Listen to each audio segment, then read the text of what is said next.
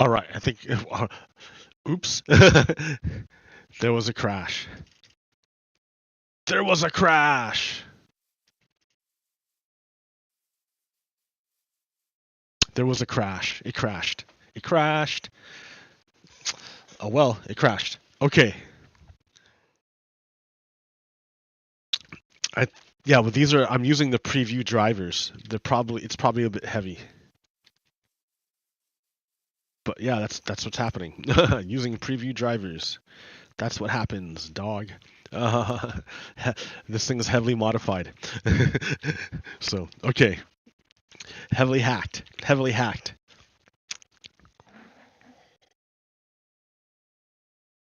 Heavily hacked is a bit unstable.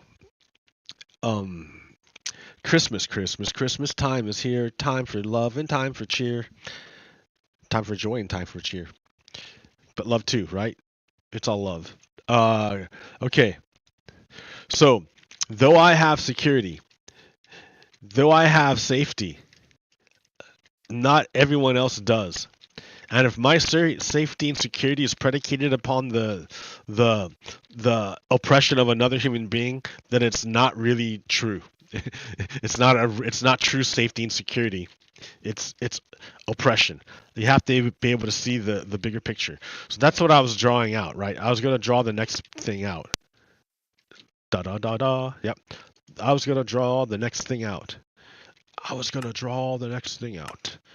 I was gonna draw the next thing out. The next thing out. The next thing out. Da da da. Bop bop bop bop bop bop bop.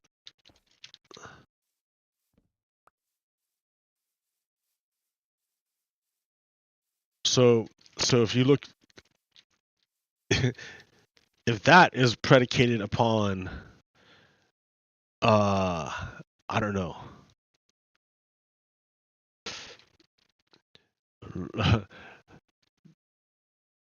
Well, yeah, I think I already did it. Like, but you can. Oh, no. What I'm trying to say is like, if you look at Israel, Palestine. Ah, man, hold on. Well, yeah, I just showed the picture, right? Look, I just showed you the picture. I have to talk about it. You see that? Do you know why that's significant? Because it's an indication, like, of the deeper elements of the story. Don't get hung up on the trappings. Look at the deeper elements. Uh,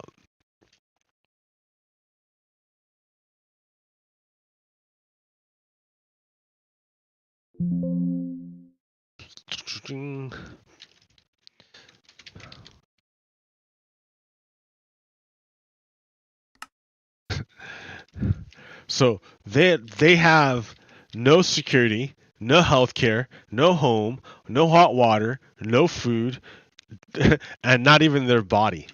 They have none of that stuff. So it's Christmas time, dude. That's why I'm bringing it up. I mean, that's why it kind of hurts, right? Because I went to this great time. I had this great experience. I have this great thing, right? And it was neat. And I saw a little child, like, in wrapped in absolute innocence, seeing everything with sparkly eyes. It was beautiful, and I know what the outcome of that's going to be because I look at myself. I'm like, oh look, that's how it is, right? How cool. But at the same time, I carry the awareness of what's going on.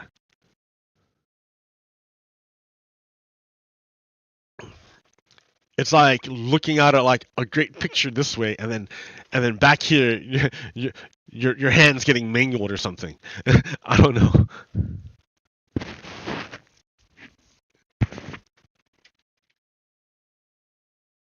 So, no security, no health care. Ooh, dude. Health care, no. I hit tab, that's why. I shouldn't hit tab. No health care, no home.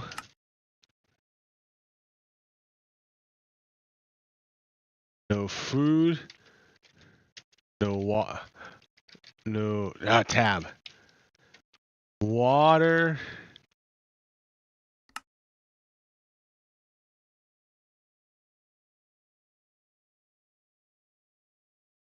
No body.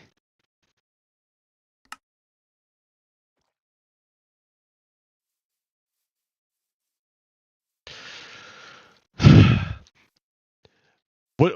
There's that song that imprinted upon me during a certain time, and it was very like sharp juxtapose. Very sharp juxtapose.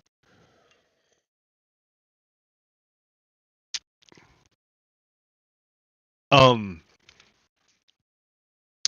it's a song that about how a person will lift you up and take you where you want to be and show you what you want to see. Uh, and even if the world comes tumbling down, that we would be safe and sound. That we will have, even if the world comes tumbling down, we will have this stuff. But how can you, like, I don't know, you're guarantee people this stuff by sacrificing everyone else? Like, you can't do it. Look how you're all connected.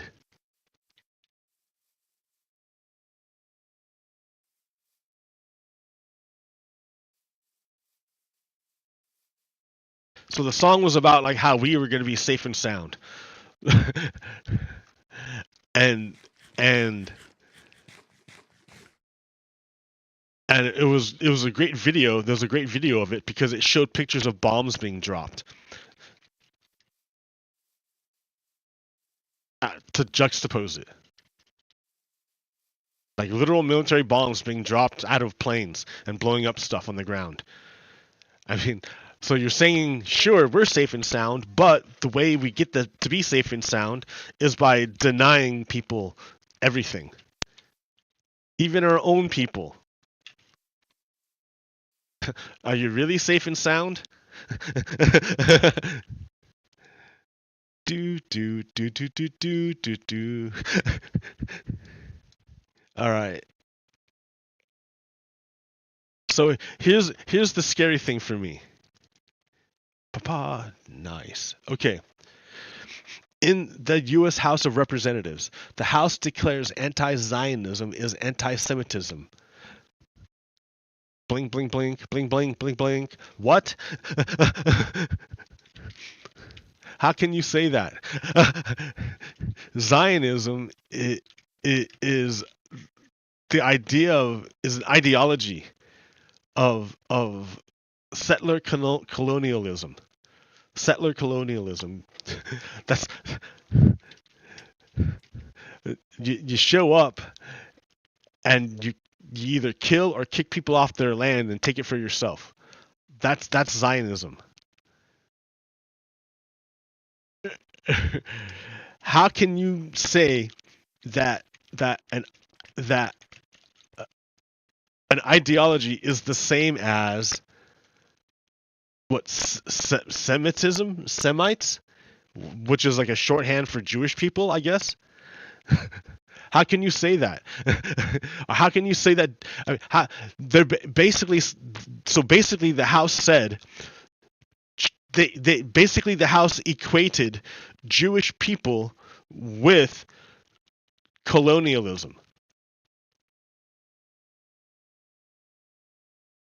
That would be like if the House passed a law saying that that anti-Nazism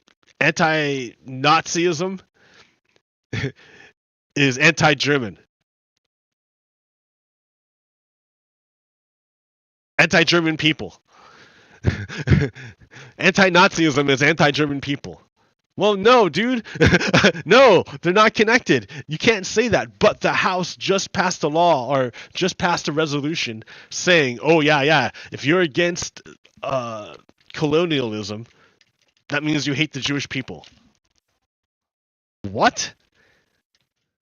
It doesn't make sense.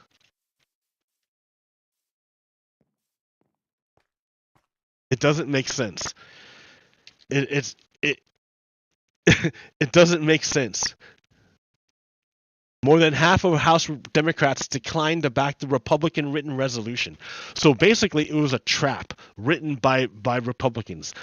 That's why it didn't make sense.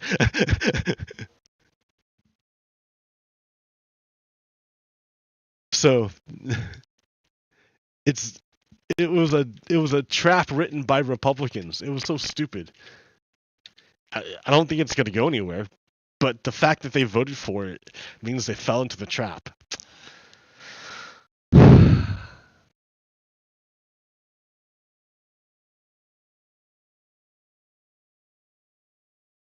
So there's a poem going around, read by Dr. Rifat Al-Ari. Who is this guy? Dr. Rifat Al-Ari at a TED. Oh, I should have downloaded it. I can find it later. TED Shujaiya speaking about the importance of telling stories and others, because the Israeli live on okay. So yeah, he wrote this poem.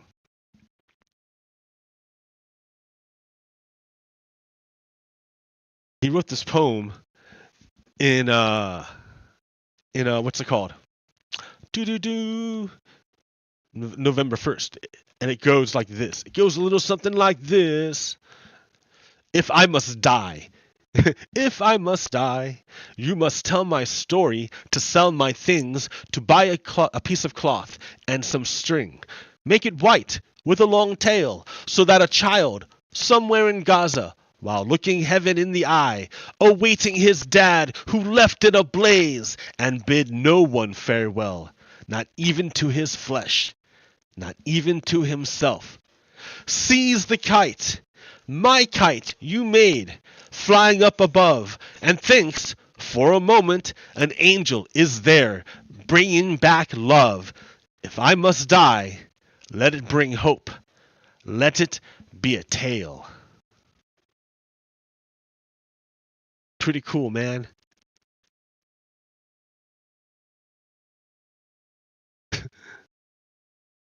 So he was killed on December 7th. So Dr. Rifat Al-Arir, one of the prominent teaching members of the faculty in English literature at the Islamic University, has been killed by the Israeli occupation on December 7th, 2023.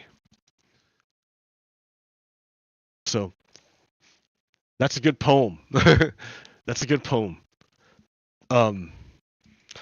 But what's interesting is that it takes inspiration from another poem. I should have given credit to the person who found this, but I forgot to look it up. So this is by Claude McKay. And it goes, if we must die. If we must die, let it not be like hogs hunted and penned in an inglorious spot, while round us bark the mad and hungry dogs, making their mock at our accursed lot. If we must die, oh, let us die, nobly die, so that our precious blood may not be shed in vain. Then even the monsters we defy shall be constrained to honor us though dead. O kingsmen, we must meet the common foe, though far outnumbered. Let us show us brave, and for their thousand blows deal one death blow. What though before us lies the open grave? Like men, we'll face the murderous, cowardly pack, pressed to the wall, dying but fighting back. Claude McKay.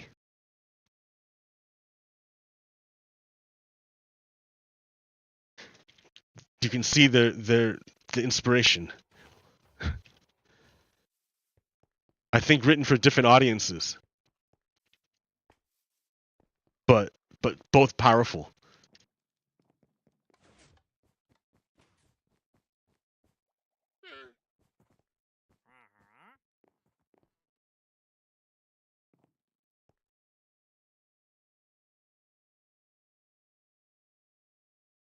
What else do I got here?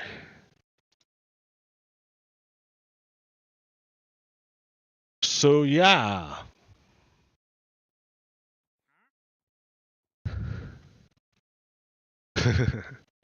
Martyrdom in the Middle East. So in the Middle East, a person is a martyr if they were killed because of their identity. So in Palestine, the word martyr is traditionally used to mean any person who was killed by Israeli forces, regardless of religion. For example, Shireen Akleh was a Palestinian Christian journalist who was killed by Israeli forces, and Arabic media calls her a martyr. This reflects a communal belief that every Palestinian death is part of a resistance against Israeli occupation. Children are likewise called martyrs, such as the late children of journalist Wael al-Daweh, I don't know, who were killed in an Israeli airstrike. The label of martyrdom is used as a form of memorializing the dead with some narrative. So, such as how the victims of the 2020 Beirut explosion were called martyrs of corruption as a form of protest against the government. Yeah, so it's easy to say that Dr. Rifat Al-Arir um, is a martyr in according to Islamic, or not Islamic, but from our little Wikipedian like stuff.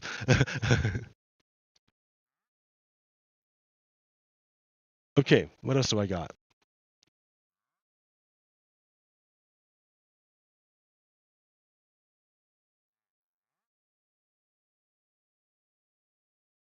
How about something a little bit different?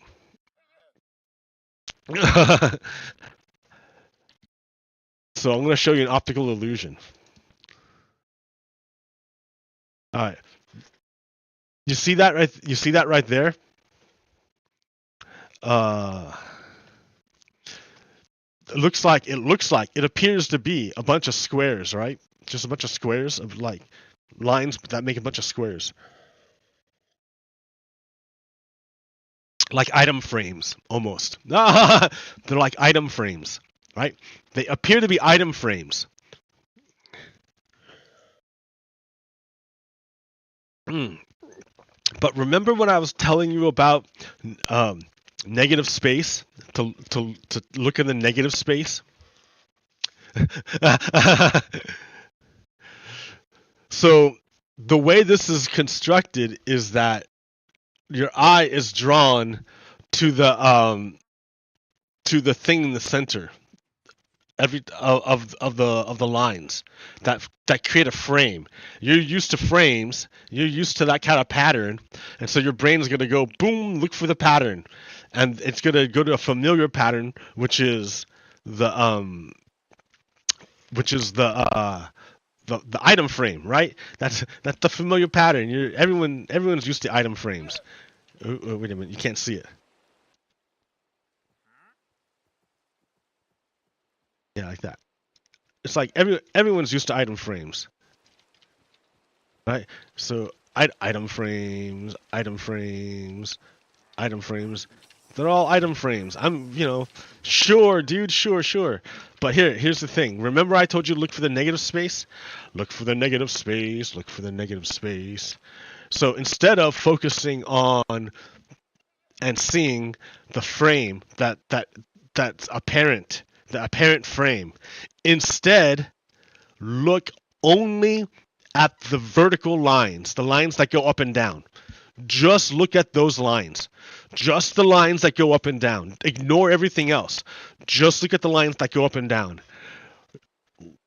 Suddenly, Suddenly, when you just look at the lines going up and down, and that's it,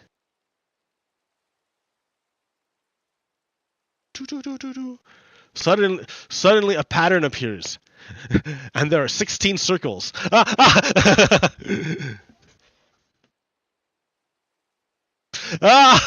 Look, 16 circles. 1, 2, 3, 4, 5, 6, 7, 8, 9, 10, 11, 12, 13, 14, 15, 16. Oh. All right. Hey. But a little lightness there, right?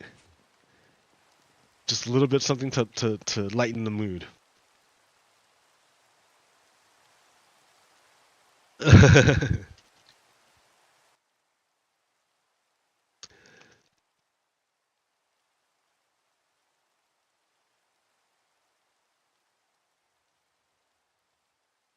So the problem is that this isn't like something I'm like the whole Israeli-Palestine thing is not something that only me and only those crazy people are talking about. No, man, it's like most of the world. It's most of the world. Most of the world fucking sees it for what it is, right? Most of the world sees it for what it is. So there was a UN vote to call for a ceasefire, to get a ceasefire going. Everyone voted for it. Everyone. France voted for it. Japan voted for it. Uh, like, and the UK wouldn't say either way. Even the UK wouldn't say either way. It was only the United States who said no ceasefire. And that was a veto. They have veto power. So that means there's no ceasefire. Only the United States. Do you believe that is free for us, the Americans? Do you think that is free for us? I mean, like, it's easy to be like, oh, yeah, blah, blah, blah. Who cares, dude? That's in the Middle East. That's super far away. I don't even think about it. It's not even attached to me. You're wrong. You're wrong. You're wrong. You're totally wrong.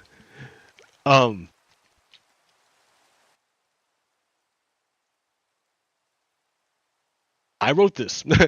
Just like how in physics, for every action there is a reaction, it is the same for relationships.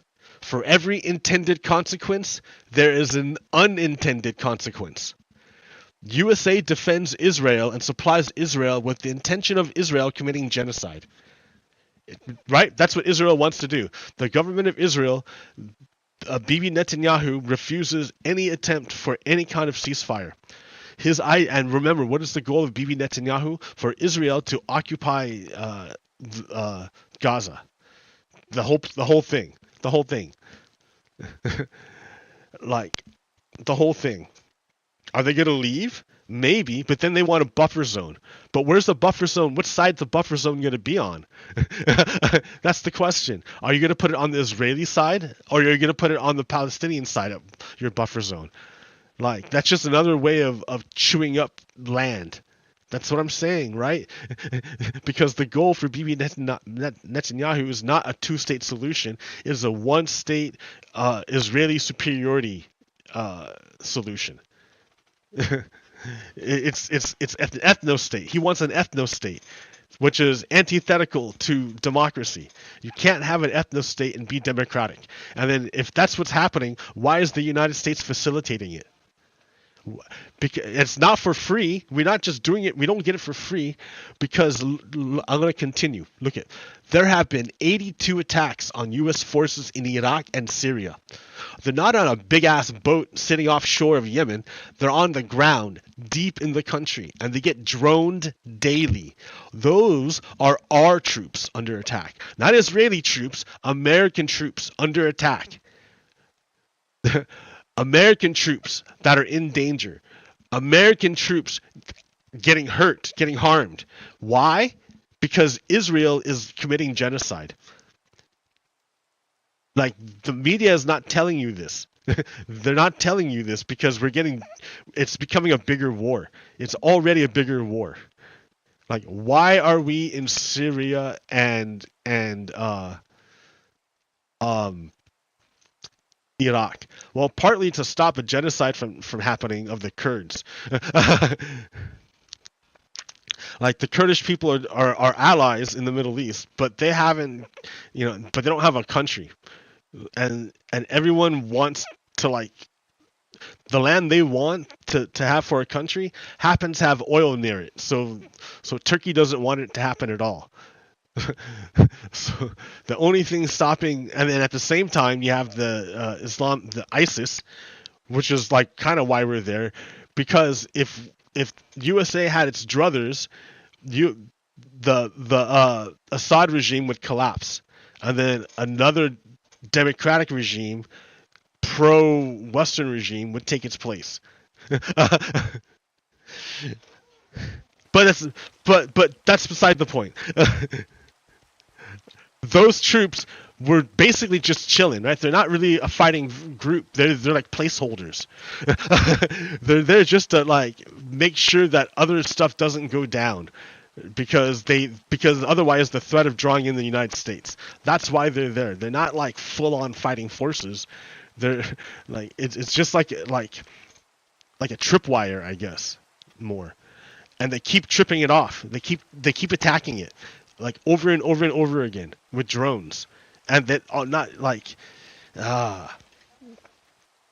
so it's not like what happens in Israel doesn't affect what's going on with the United States, because it does, because our troops are the ones getting attacked in other countries. If they can't hit Israel, they'll hit the United States.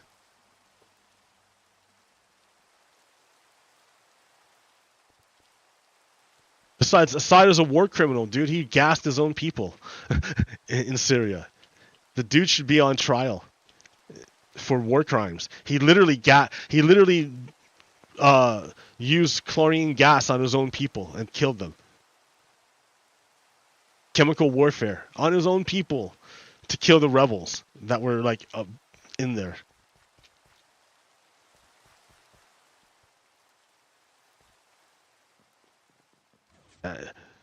I remember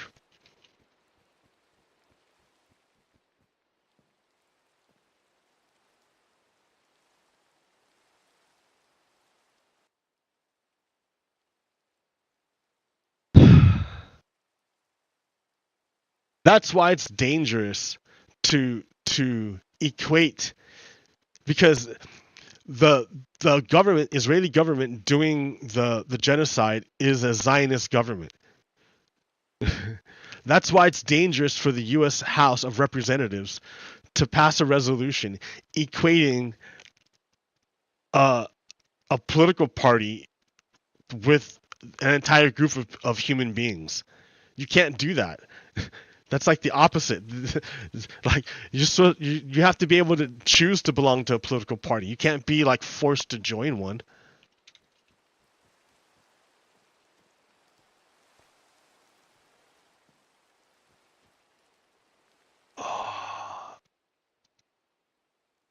All right.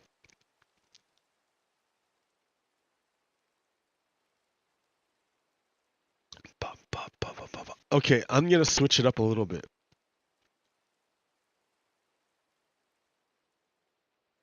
A little bit of history,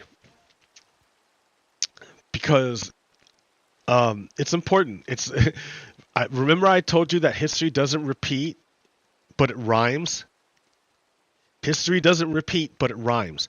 So if you can catch the rhyme, if you know what the rhyme's going to be, you can act accordingly to steal the flow. And then you're in control. Right? All right. Now I'm gonna show you the beat. Okay, I'm gonna show you the past, so you can start to see how it's gonna go, and then coming up in 2024, you can see where we're heading. Right? It's not just me. I'm trying to spread the information outwards. Right? Information is power. Information is power. If you haven't figured it out right now, right? Why would there be information war if information wasn't power. Information is power. Good information is really valuable. So I'm giving you good information. You should know me by now. If you don't know me by now, you will never, never, never, ever know me. Something like that. But yeah, dude, I'm giving you good information. Okay, check it. Look at this is I'm giving. So remember the goal here. Like you're listening to the flow, and because you have knowledge, you're able to predict where it's going to go, and you can act accordingly. You can jump in and say something. You can jump and then steal the flow, and then start your own rhythm going. That's the whole point. That's the whole thing. History is who's talking. and yeah, white supremacy, colonialism, settler colonialism has been talking for a long time. But if we can jump in and take and steal the flow, then like keep the beat going. Keep the beat going. So check it out. Boom! I keep talking mad smack about the 2000 election and this key moment in particular.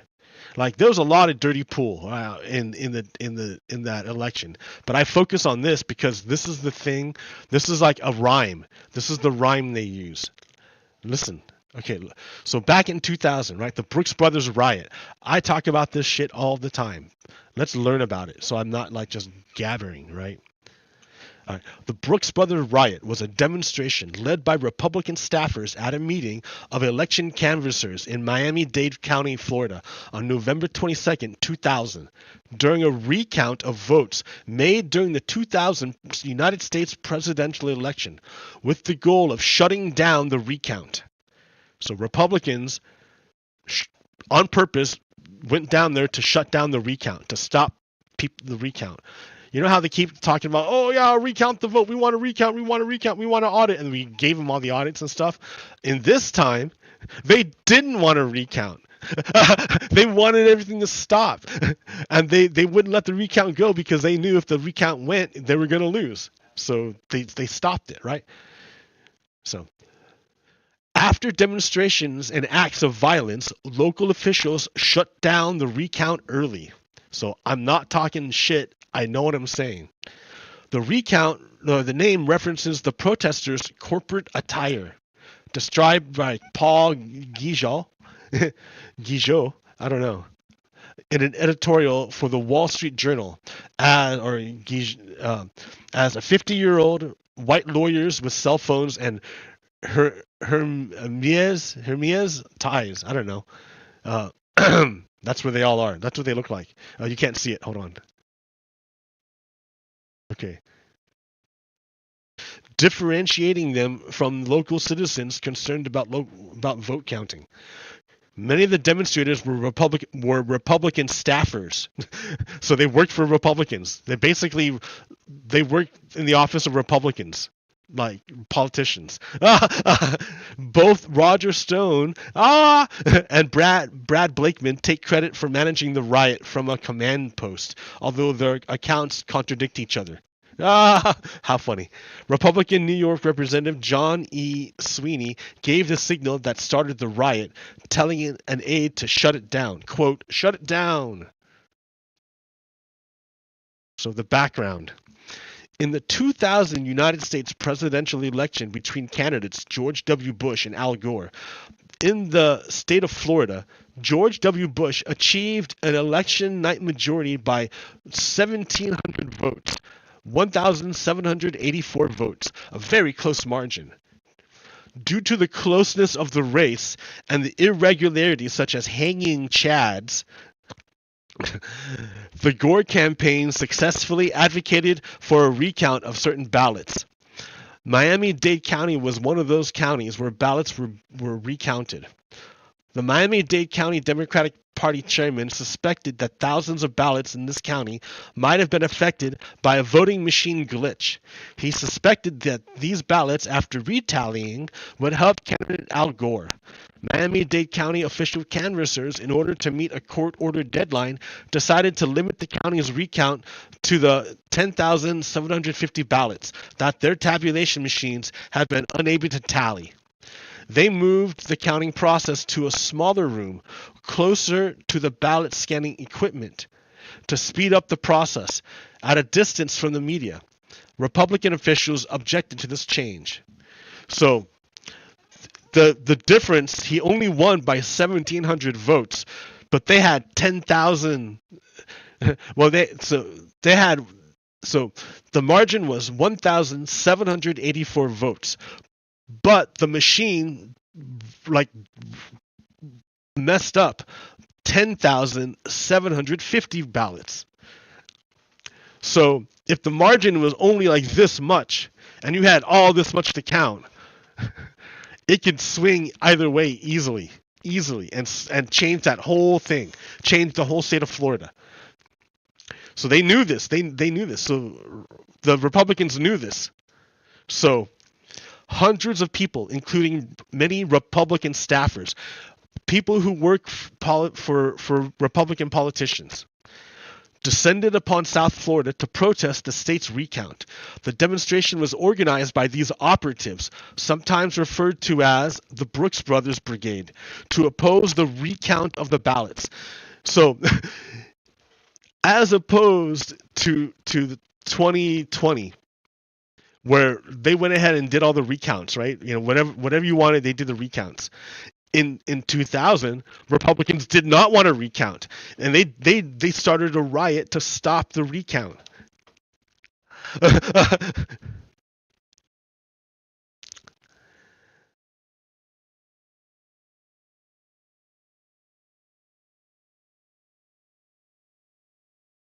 So the official canvassers, to speed up the process and to meet the deadline, moved the counting process into a new room, and the members of the media were restricted to a distance of 25 feet away. Republicans objected to this change of plans. Johnny Sweeney of New York, nicknamed Congressman Kick Ass by President Bush for his work in Florida, set the incident in motion by telling an aide to stop them and to shut it down. The demonstration turned violent, and according to the New York Times, several people were trampled, punched, or kicked when protesters tried to rush the doors outside the office of the Miami-Dade Supervisors of Elections. Sheriff deputies restored order. Democratic National Committee aides Luis Rosero claimed to be kicked and punched outside of Leahy's office. Within 2 hours after the event, the canvassing board unanimously voted to shut down the count, in part due to the perceptions that the process was not open or fair, and in part because the court-mandated deadline had become impossible to meet due to the interference. They successfully delayed the recount. So a number of the demonstrated a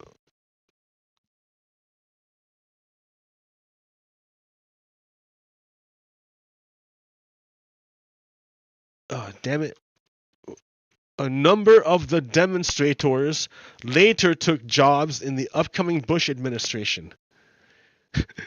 So they stopped so that's what happened in 2000. They literally stopped democracy from happening with violence, with a riot, by attacking the people working on the election. Okay, that's what happened in 2000, right? Then, now look for the rhyme. I don't know if they did it to Obama, but they tried again in 2000 when Donald Trump lost the election. Oh, not yet. This one here.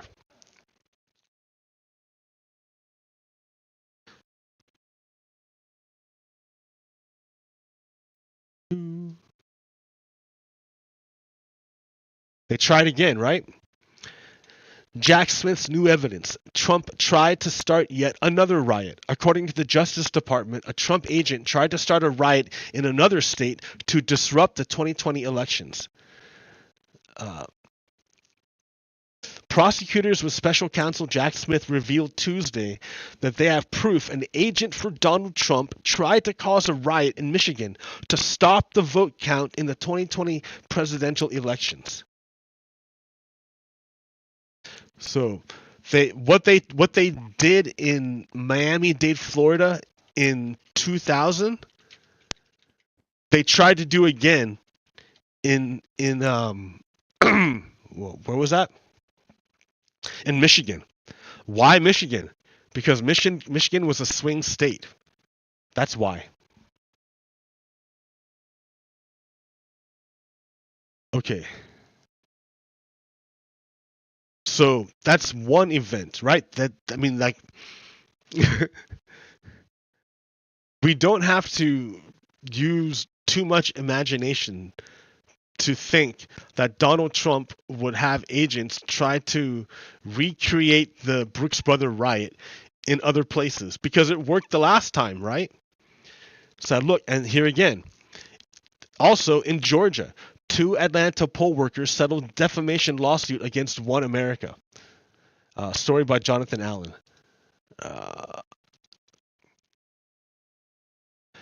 So there's no evidence to support the election fraud claims, which have been repeatedly debunked by Georgia election officials. Giuliani, who spearheaded Trump's efforts to overturn Biden's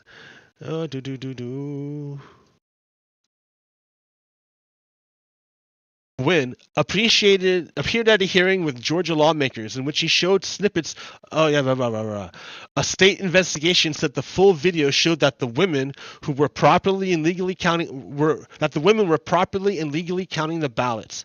Biden won a narrow victory in Georgia in 2020, helped by a strong showing in Atlanta, which is located in Fulton County. That's why Donald Trump tried to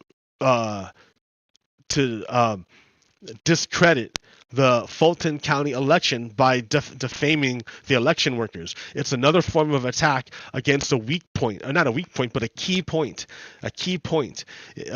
which is a Democratic stronghold. That's what he hits, the swing states, in order to tip the balance. It's not that you have to win all the votes; you just have to win the votes in the right places.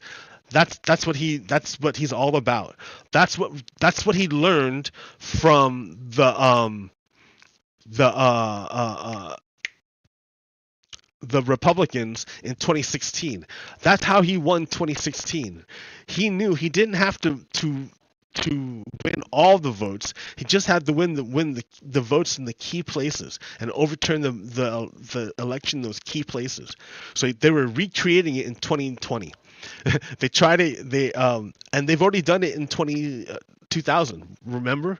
So the Republicans repeatedly attack the election process in order to maintain power.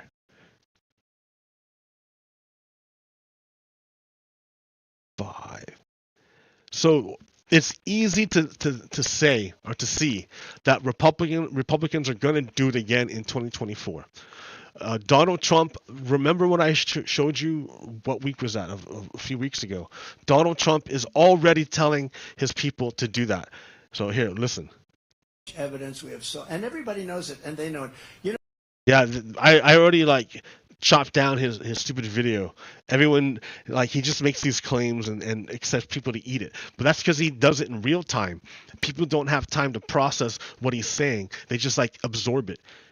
And so he knows how to lull them to sleep and then press the buttons to get them to believe that he's on their side. And then he drops in the instruction. Vote separated it.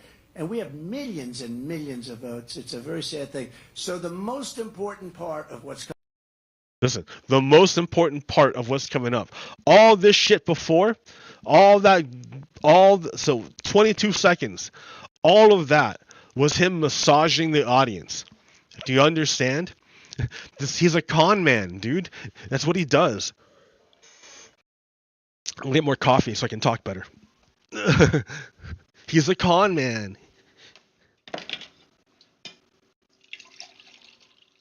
He's a con man. Con man.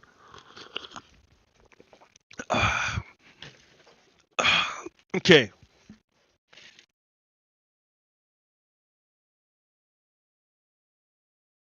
Now,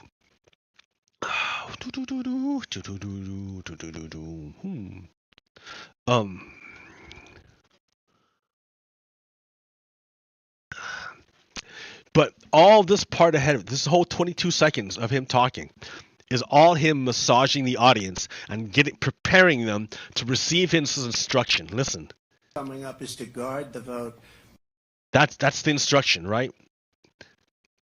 We have millions and millions of votes. It's a very sad thing. So the most important 20 seconds. part of what's coming up is to guard the vote, and you should go.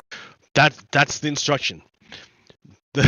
He's telling people to move into position to do the same thing that they did in 2020, and then what they did in the Brooks Brothers riot in 2000.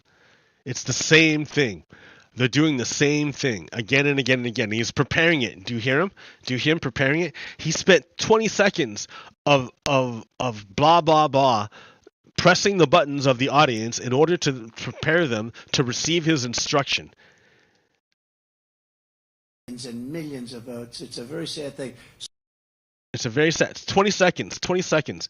He spent 20 seconds of talking in order to press the buttons, like massage his audience to receive the instruction. And here's the instruction. So the most important part of what's coming up is to guard the vote. And you should go into Detroit. You should. You should go into Philadelphia. You should. And you should go into you some should. of these places, Atlanta. And you should go into some of these places. You should. And we got to watch. And every one of those places that you should go to are battleground states. Just like Florida was a battleground state in 2000. Just like Atlanta or Georgia was a battleground state in 2020. Just like Michigan was a battleground state in 2020. So in Donald Trump's idea, you just need enough people there in order for violence to work. So he's trying to amp up his people to go to these key places in order to flip the election. He doesn't have to win all the votes. All he has to do is stop the vote in those key places, and then it will kick it to the Supreme Court, who have already given the presidency to the Republicans last time based on partisan lines. This time it's super stacked to Republicans, so they'll for sure give it to Donald Trump, and that's the end of our presidency or our democracy. Like, do you see the rhyme? They've already done it. That's how George W. Bush got in. Because of the Brooks Brothers riot, they stopped counting the vote in Florida, and instead it was decided by the Supreme Court, who then awarded it 5-4 Republicans versus Democrats to George W. Bush. It's the same. It's the mechanism. That's the mechanism by which they're operating. So in 2020, they're hoping to do the same thing. They're hoping to have a mob of riled up people attack the election facilities so that they stop counting the vote. And if they stop counting the vote in those key places that would tip the election to, then it would be kicked up to the Supreme Court, just like they did in 2000. So they have a plan. That's what they're going to do, right? We can see ahead what the rhyme is going to be because they've done it before in history. Listen to the instruction that Donald Trump gives. Those votes when they come in, when they're being, shoved around in wheelbarrows and dumped on the floor, and everyone's saying, "What's going on?" We're like a third world nation. And then the rest is him denigrating America. He just did it, right? So he's just a bad guy, right? So, I mean, yeah, 20 seconds of him massaging the audience with words. He gives the instruction and then he says, "You got to be there." He says, quote, quote, "Guard the vote." Well, you can't guard the vote if, how do you guard the vote? Then he's getting suggestions. You should be there and he gives a list of cities. What are the cities he tells you? So 20 seconds of massaging the audience, and then he gives the instruction. So the most important part of what's coming up is to guard the vote, and you should go into Detroit. Detroit, Michigan, Detroit. Why Detroit? Because that's where Democratic votes are counted. I mean, like, cities tend to vote Democratic. So he's telling his audience, he says, the most important thing, right? He says, that's the thing. He tells his audience, the most important thing is to go to these cities. So he's preparing his people to do a rhyme. You should go into Philadelphia, and you should. Why Philadelphia? Because it's Pennsylvania, and which is like a battleground state, and Philadelphia is a city that tends to vote Democratic. You see what he's telling his audience what to do. He's primed them. He spent 20 seconds of gibbering, of pressing emotional buttons, and then he's giving them instructions. Watch. Go into some of these places, Atlanta. Why Atlanta? Why? See, the cities. These aren't like random cities. He's saying these aren't random. These are key cities. Atlanta, Georgia, is a swing state, and yeah, he wants to disrupt the vote so that it gets kicked up to a friendly court. That's his whole deal. That's why he spent forever injecting these judges into the judiciary, so that they could turn around and give him favorable rulings. And you should go into some of these places, and we got to watch those votes when they come. Yeah, because he wants to prepare the same thing they did in Miami-Dade, Florida in 2000. It's the rhyme, dude. It's so easy to see. It's so easy to see. I'm trying to show you so that you don't have to believe me, you know? You can see it for yourself. Remember that whole thing I told you about Kant? I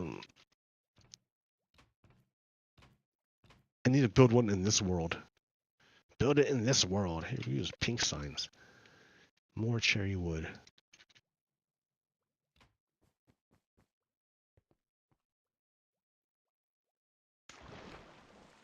Oh, I'm still on top chat, dude. That sucks. Live chat. All right. Okay.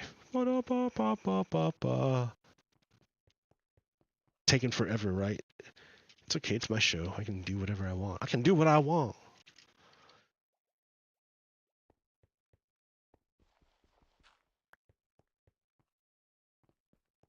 In a way, I'm hoping this is preserving some kind of knowledge.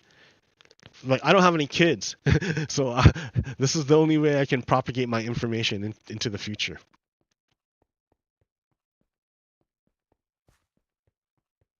Other people can, like, have their kids and give their kids like experiences and teach them their values and stuff. Like, I don't have kids. I can't do that. So this is how I impart my knowledge. So, all right. So be aware of con men like this guy, right? This guy, Donald Trump is a con man, and you can easily hear his things now, because now in the modern time we have this ability to manipulate media. Back when I was a kid, no way, dude. This was stuff of magic. This was the stuff of Hollywood.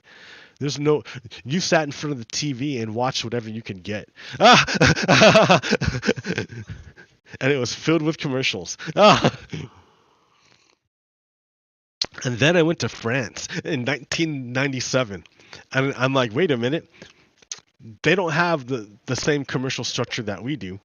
They have like 15-minute blocks of stuff, and then like 5 minutes of commercials, and then the last 15 minutes of the show, and then it's over. And I'm like, wait, that's way better than what happens in the United States, which is like every 3 minutes. Oh, it's like you create ADHD like that. when it's a commercial break every like 5 minutes or so. Anyways, yeah, Donald Trump's a con man. So we now, I mean, back then we had no choice. We had to consume whatever we were given. We were kids. We were plopped in front of the television. That's, Gen X, man. But But now we're able to manipulate media. Like, check this out. It's like I feel like Loki. I'm like, not like Loki because I can't. I don't have tech. I don't have magic. I have technology instead. I'm more like But yeah, I'm able to manipulate. I'm able to like in real time. It's super effective. It's super effective in real time. Um, because like you don't have the ability to freeze him and process what he's saying. You don't have ability to skip past the massage part and just get to the explicit instruction that's embedded and then covered up with a derogatory statement about the United States. So it's like in a way you should betray the United States because it's so bad. Right? Because we're like a third world nation. What is that nonsense? Maybe in some parts. Oh, so here I need to like clarify stuff. Like Bangkok is fantastic. Chiang Mai is fantastic. They're like cities, man. They're like regular ass cities. It's a city, like every other like city you go to, and it's got its own flavor. So it's great, right? They have like subways, they have sky trains. Do you have that do we have that in Salem? No, we don't have a subway. We have like a big ass train, but we don't have like a light rail coming through our town. Like, so Bangkok has all that great stuff. Thailand in general has a rail system, a functional rail system. That's how I got around. That's how I got from Bangkok to Chiang Mai. Chiang Mai? Is that it? Northern Thailand? Am I getting mixed up? Anyways. Yeah, I forgot. Uh-oh, I should have checked it out before I started talking. But to remember again. But yeah, that's how I got around Thailand, is on their train system that the United States doesn't really have. I mean, we kind of have it, but it's expensive. And the United States is huge. So like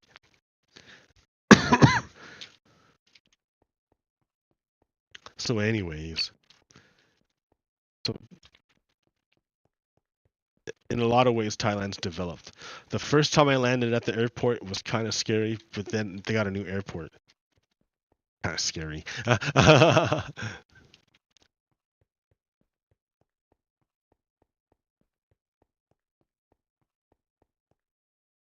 All right. What else is going on? So here, yeah, we're able to like freeze Donald Trump and hear what he's saying. I mean, if you want to hear the fluff in the beginning, you can do it. Here, let's do it. Let's hear the fluff.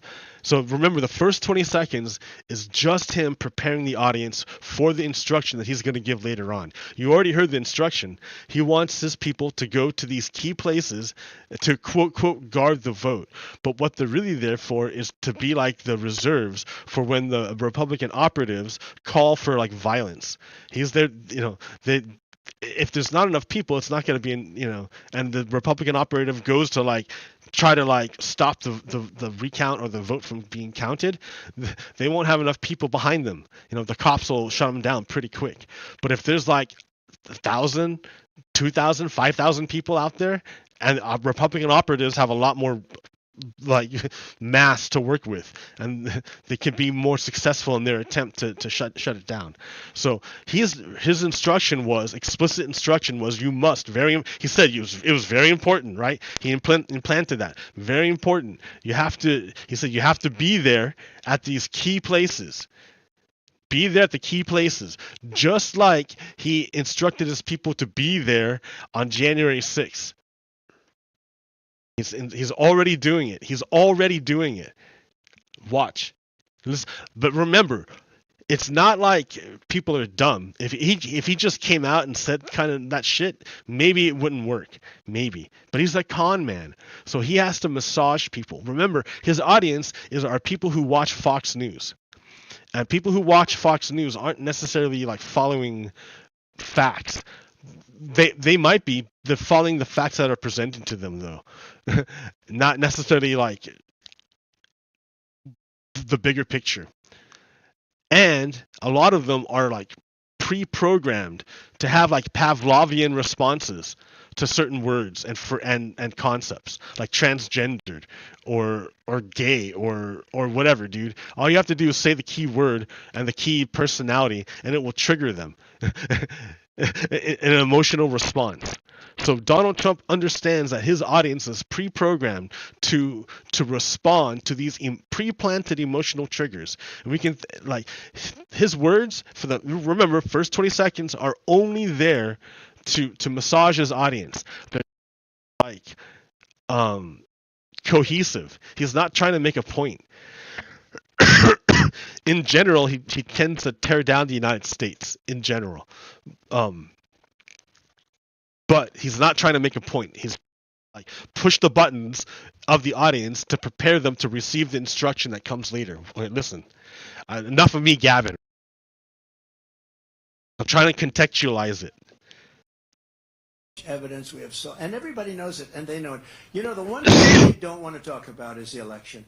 They don't want to talk because they're guilty as hell. They cheated like hell. They know it, and you'll never find out all the ways. But we don't need. What? So he's the one who's currently in the election. Do you see the myth that he's pushing on his people? His people don't know. Maybe are they ignorant? Are they gullible? I don't know. His people don't know. But like everything he just said was a baseless claim because he has no proof of anything. He can't point to anything. He's lost. He lost like 60 court cases. He has like nothing. He has nothing to stand on. If he had anything to stand on, he would, but he can't. He has nothing to stand on. But his people just says it doesn't matter. They ride or die. Need all the ways because it was I think 22,000 votes separated it.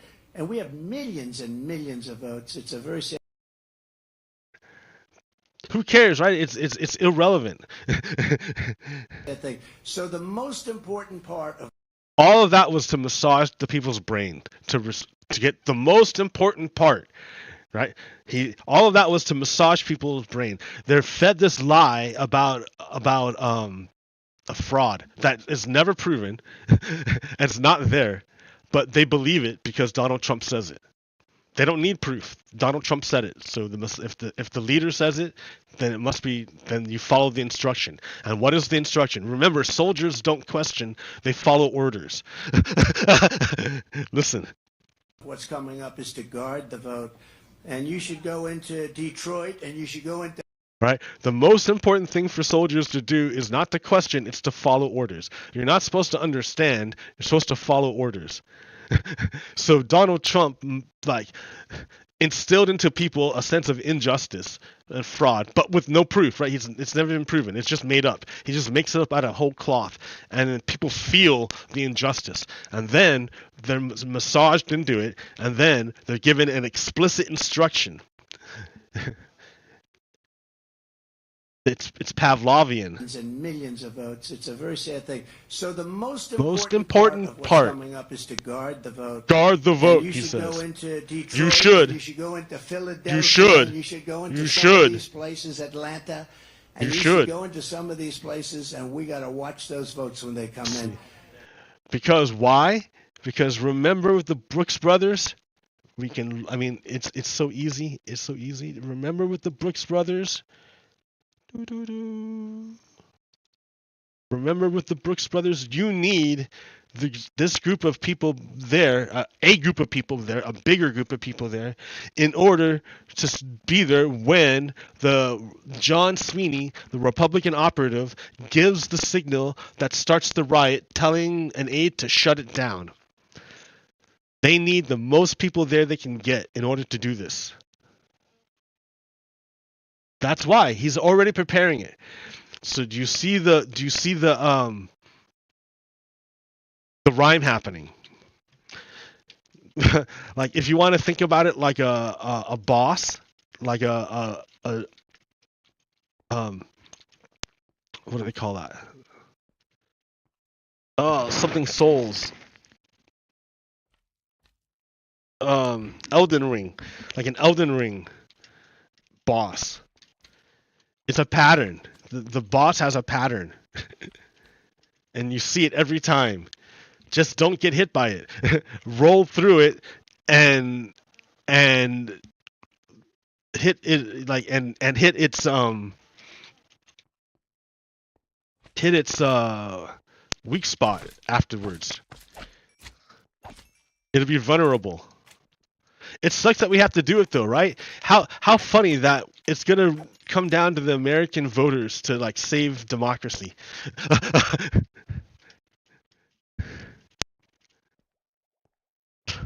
Like, did you hear the Trump lawyer make the argument that if the American people voted Jefferson Davis to be president, that they should make Jefferson Davis president? Did you hear him say that? That's like a pro-Confederacy argument, man. I can't believe he made it in court. But that's absolutely a pro-Confederacy argument. Yo, good morning, Swiftly Taken. I'm going through my stuff here. I just showed the rhyme of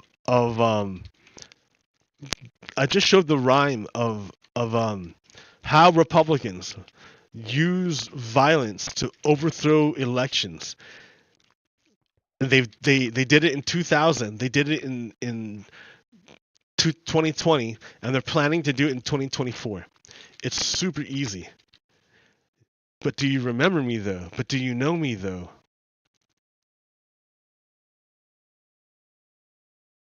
Do you really love me? Okay, let's see. Another way. Okay, right now Joe Biden is kind of in the shitter. Because he is propagating a why is this lit up now? He is propagating a genocide in Israel. And that's gonna bite him in the ass. How does he not know this? How does he not know this? How does he not understand that this is gonna bite him in the ass? So, so Swiftly Taken, what do you think of the Israeli-Palestine situation? I mean, this is like a 2-month long thing right now. What do you think, Mister Person Swiftly Taken? What do you believe? Let's interact with the audience.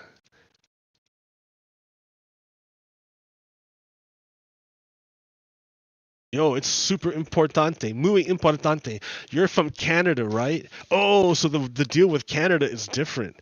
The deal with Canada is weren't they like having issues with India over over over over a Sikh person? Yeah, what's the deal with that government?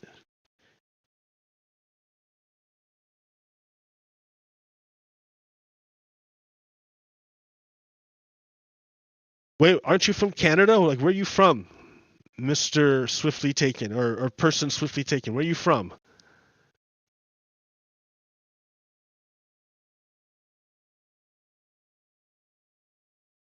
But where are you from?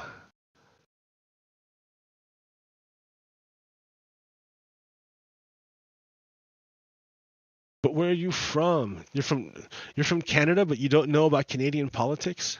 How is that possible, man?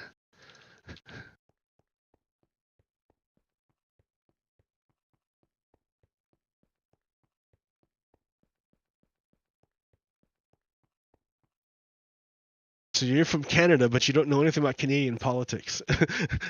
That seems weird. Like all the Canadians I know have a very strong sense of identity. They know they're Canadian.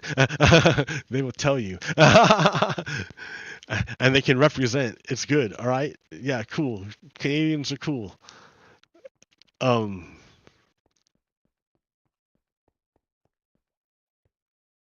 and they would tell you their relationship with the United States,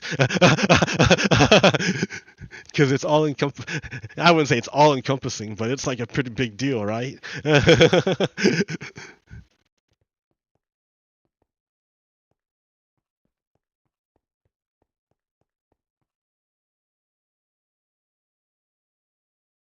But if you live in Canada, how can you not know about Canada? What do you know about? I mean, like, where are you from?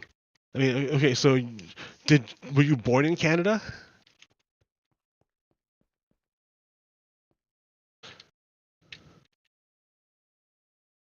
Where were you born?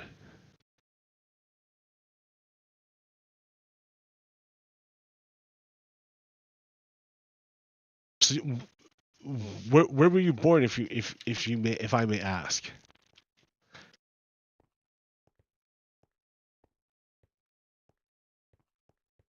What country? What country? I don't know. I don't know if asking that is too much to ask.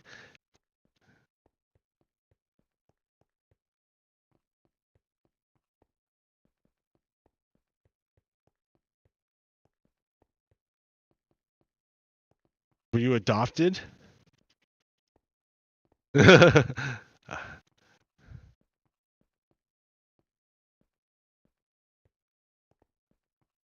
Okay. So in the Middle East, you're educated in Canada, but you don't know much about Canada? And that's kind of weird, man. How old? Well, you're not that old, right? How old are you?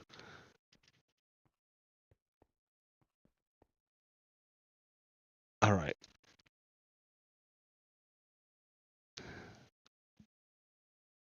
Yeah, because I don't want to demand too much from you if you're not like that. If you're like, yeah, I have to account for your age. Children aren't expected to be as knowledgeable as adults.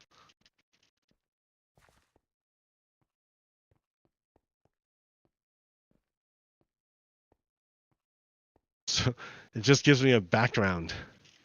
A lot of personal info. Are you like under 18 or over 18? How about that? I should have like labeled my stuff more appropriately.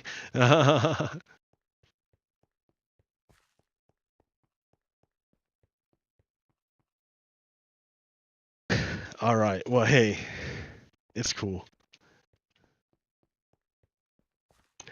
Um, no, it's cool. I'm just like freaked out. I'm trying to give you like context of where things are coming from, but you're like I'm Canadian, but I don't know much about Canada. So, all right. Anyways, sure, let's talk about the United States.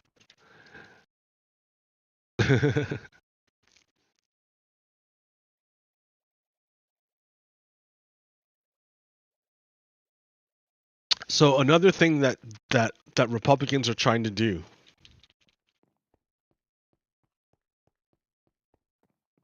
Ah, okay. Yeah, yeah, you can get in it's hard to make sense of what's going on right now if you don't have context. And that's what education provides. Education is important because it's the context for what's happening in your face at the moment. That's good. Good. Okay. So, um what's this one?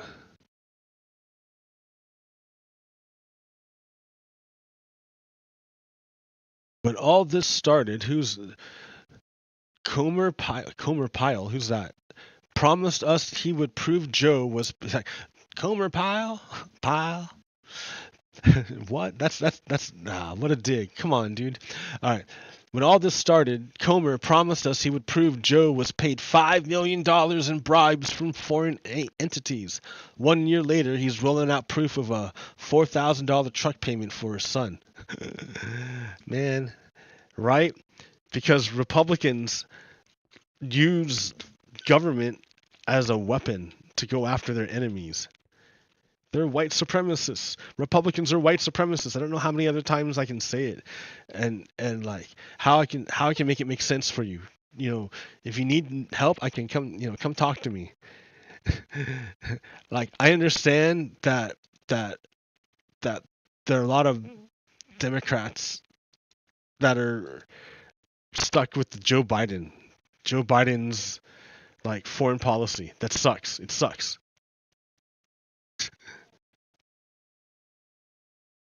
Uh,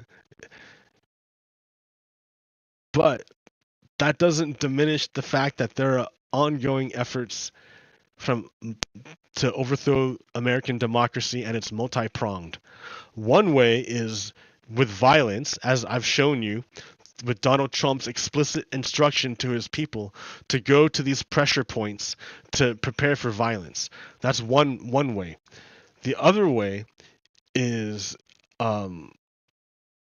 through going after using government, weaponizing government to go after Joe Biden via Hunter Biden. Even though Hunter Biden has never ever been in government, Hunter Biden's never been in government. They want to use Hunter Biden to go after Joe Biden.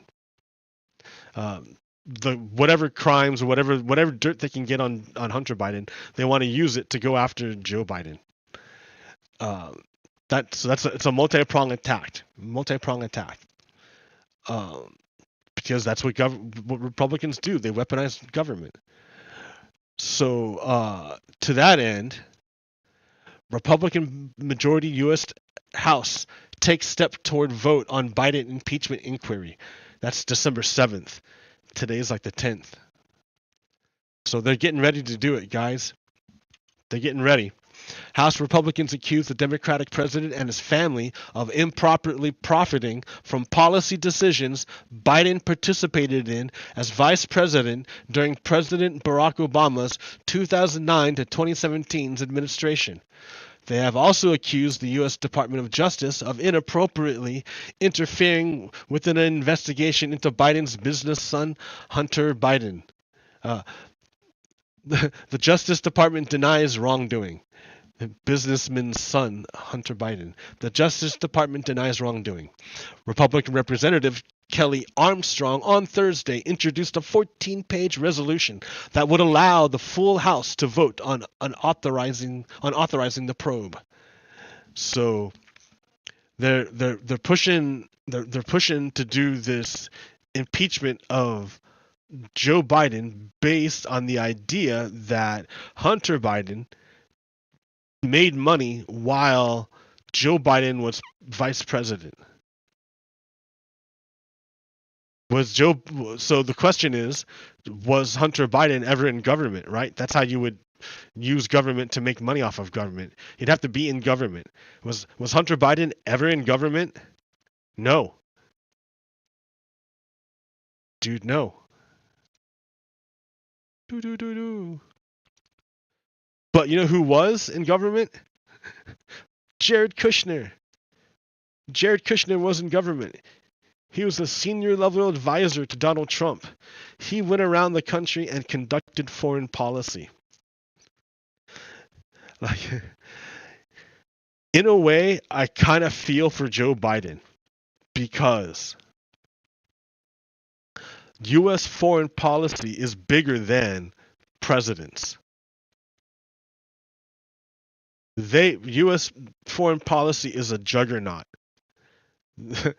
that you can't just you can, I guess you could just up and turn it on a dime. That's what Donald Trump did.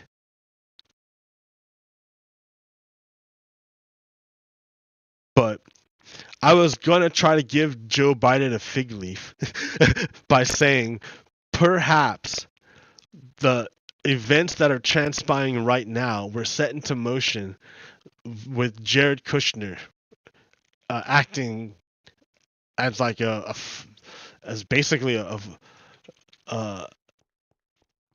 foreign minister, setting agendas for the Middle East, making all these deals. that the incoming administration kind of has to honor, right? It would be chaos if the United States would flip back and forth on its obligations based on the presidency. I mean, it's kind of stupid that the United States is flip-flopping on its obligations right now because of the House in regards to Ukraine.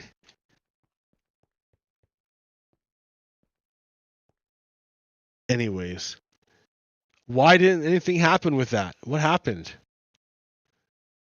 Well, this guy right here tells us. Raskin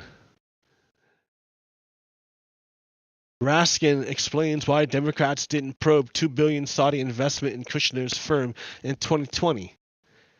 So, former President Donald Trump's son-in-law, Jared Kushner, courted controversy over the $2 billion investment his private equity fund, Affinity Partners, received from a Saudi investment fund backed by Crown Prince Mohammed bin Salman. You can't see it. It's like, I'm a student. Okay. Dude, man, it's hard to read when it's like that. Rep Jamie Rath, in a recent media appearance, revealed why Democrats did not launch an investigation into the investment when Democrat Party controlled the Senate in 2020 and 2021. This is by Santhi Rexaline. Okay, tell us what was going on. Why wouldn't you do it? Raskin said Kushner's crime came to light after Trump stepped down from office. So, right after the Trump administration ended. The day after it ended, he created the corporation which proceeded to endow with $2 billion from the homicidal Crown Prince of Saudi Arabia, and then other sovereign wealth funds from Gulf of monarchs. The congressman's statement came in response to a host pointing out that the former called upon the House Oversight Committee Chairman James Comer to investigate Kushner's foreign business dealings, especially with the Saudis. Remember, you know how Twitter went to hell once Elon Musk took over? Like, where did so let's keep reading. Raskins noted that even Comer agreed that Kushner line. Kushner was actually working in the White House. He was in the administration. Hunter Biden was never in the Biden administration. So what did Saudi Arabia get out of this arrangement? And what is the nature of all the money that's been pouring in? The Trump administration helped Saudi cover up the assassination of Washington Post columnist Jamal Khashoggi, and they were aligned with the Middle East nation in the Yemen war. The unusual nature of Kushner's Saudi deal has confounded many. Investor and economic analyst Steven Ratner shared a chart on X, formerly Twitter, showing a breakdown of the sources from which Kushner's Affinity Partners received its assets under management. The chart showed that about 64% of the AUM came from Saudi Arabia, while U.S. investors contributed only a paltry amount of $31 million. Wow, paltry. So it's pretty clear that Jared Kushner used his time in government to make a shit ton of money, billions of dollars. Have the Republicans shown that Hunter Biden made any kind of money like that? He was never in government. He couldn't have made those deals because he was never in government. Like, so they're just fishing for something, the same way they went fishing for Bill Clinton. Except Bill Clinton was in government, and Hunter Biden never was.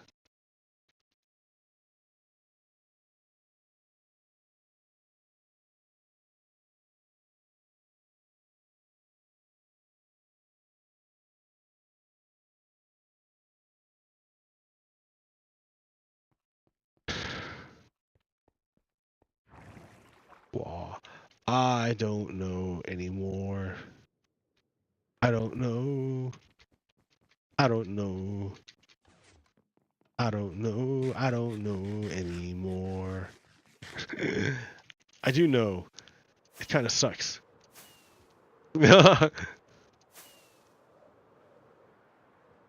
why it was nice to go to Christmas and forget for a little bit. Just go to that Christmas carol place.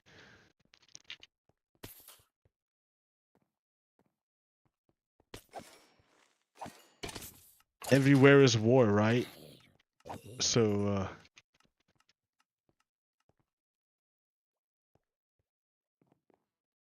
even Christmasing.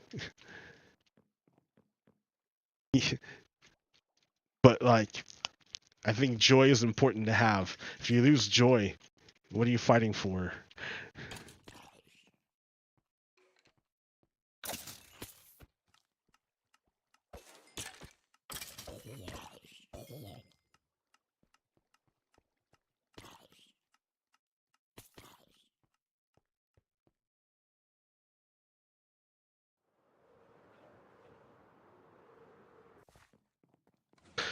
Oh boy.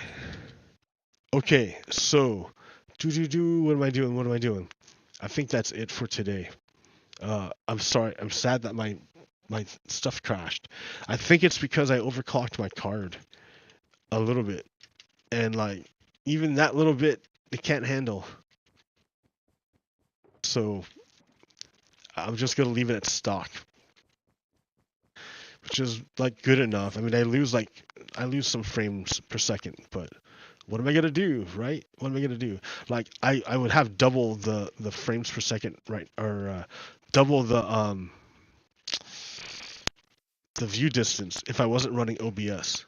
I think OBS is just really really heavy, and if I had a another way of doing it that wasn't as heavy as OBS, I would do it, but I don't. So all right, swiftly taken. See you later. Thanks for stopping by. All right, and I think I'm done. So all right, peace out, everyone. I'll catch you another time. Wait, I can't just leave like now. I gotta give you like some kind of hope, good stuff. I don't know. It's the 10th. I don't know. In 2024, Donald Trump goes on trial. So I think that'd be great. Something to look forward to.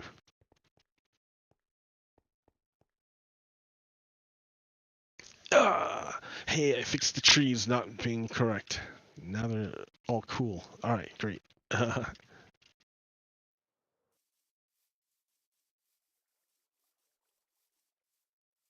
So yes. Um, I don't know, man. Another time. All right, peace out. Stop.